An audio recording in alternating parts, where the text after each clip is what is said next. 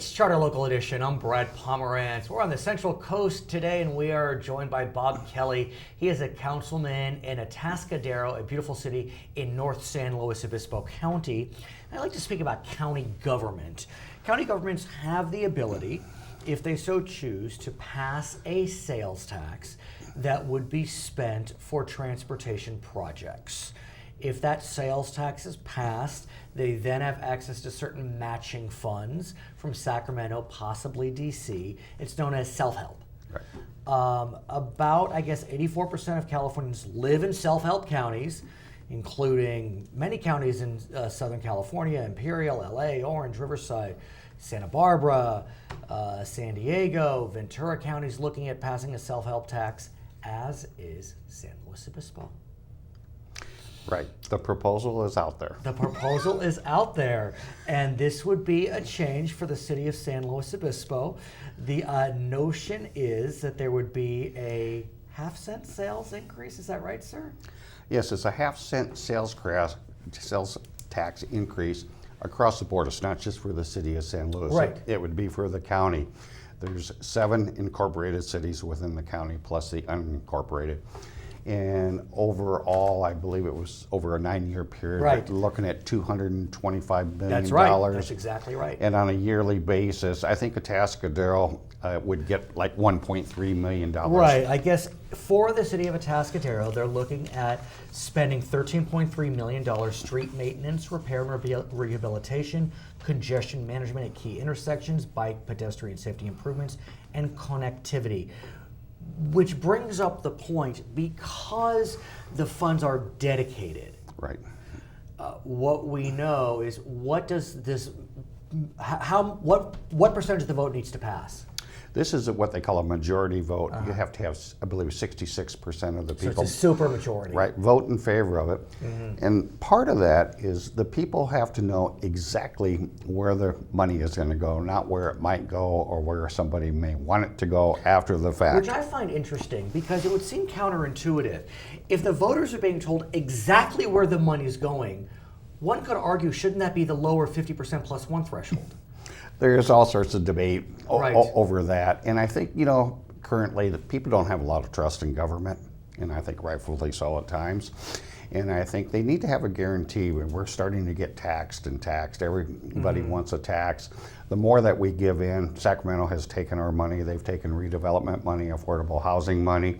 And I think... but couldn't this be one way to, I'll just say, stick it to Sacramento, because we're taxing ourselves, you can't take this money. And they'll say, you did a real good job, we'll take some more of your money, you go down and tax yourself for something else too in the future. They can't take this No, money. they cannot take this money. So one could argue that's a way to try to keep local funds local.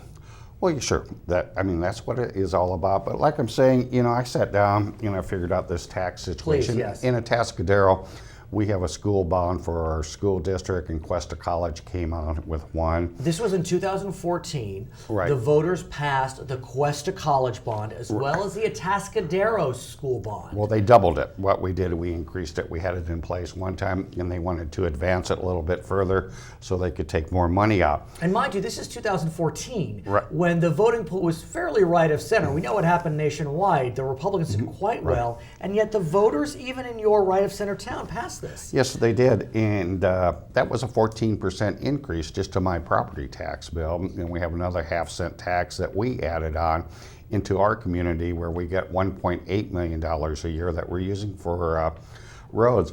I think if we're going to increase the tax, I would like to see it stay within our city, 100%. And where is all this going to stop? Well, your point is well taken. Right.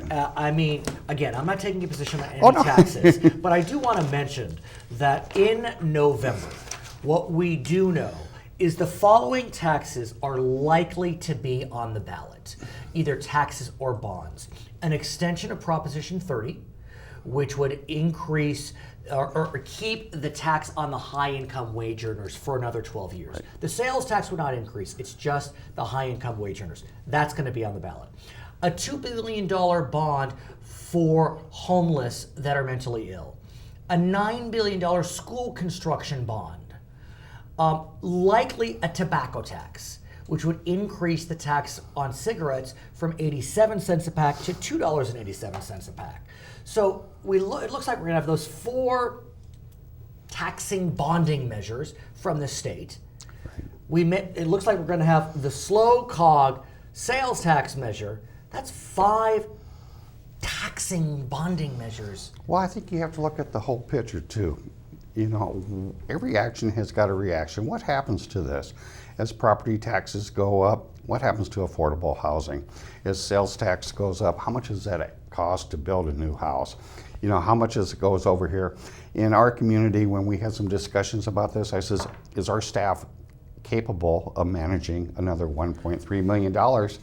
And they said, no, we would have to hire somebody. So there's tremendous administrative costs that go with this. You know, but the flip side is, it'd be nice to have that money. You know, roads and bridges are falling apart. I mean, why are counties looking to pass self-help measures? Because Sacramento is not getting their arguably house in order on transportation. We're in special session on transportation. I mean, you know these figures better than I do. Let me, flip to my handy-dandy notebook.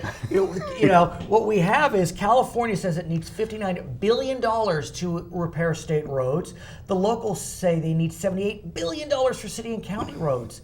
California has 4 of the 5 worst roads in the country in terms of congestion and poor maintenance. And we were just declared the worst state to do business. Right.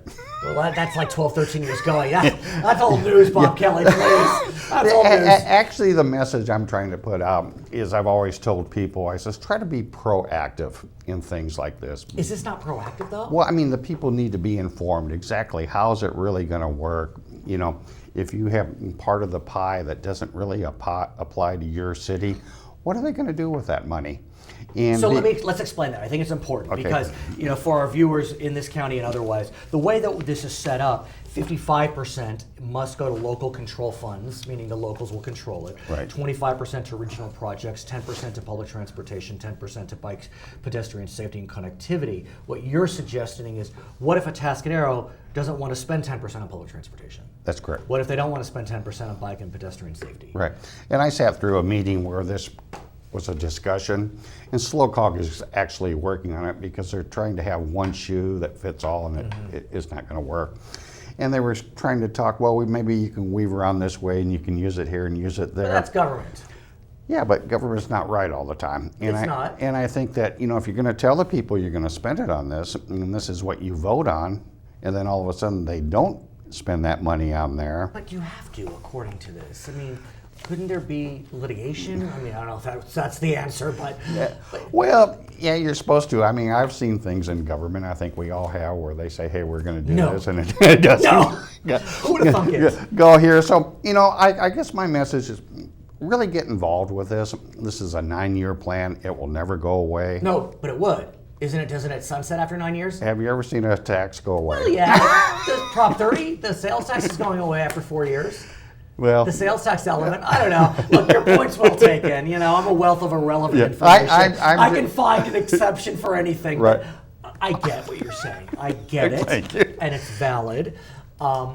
What do you think the mood is in San Luis Obispo on this question? I understand you're personally opposed. Your city has not taken a position. Well, I'm still in kind of in the neutral deal. Oh, you're not. You haven't come out for or against this yet. Not 100%, but I'll say I have voted no on every tax and fee increase that has come to the city council, with the exception of the 1 cent sales tax increase for road repairs. I wanted to have a majority vote on that. I got stonewalled on it, but we did have to have the roads, and there's things in place where that money will go towards the roads, and as long as I'm there, they have somebody to watch it. Okay, this conversation will surely be continued. His name is Bob Kelley. He is a councilman in the city of Atascadero, a beautiful town in North San Luis Obispo County, an historic hotel, restaurants. It's worth visiting. My name is Brad Pomerance, and this is Charter Local Edition.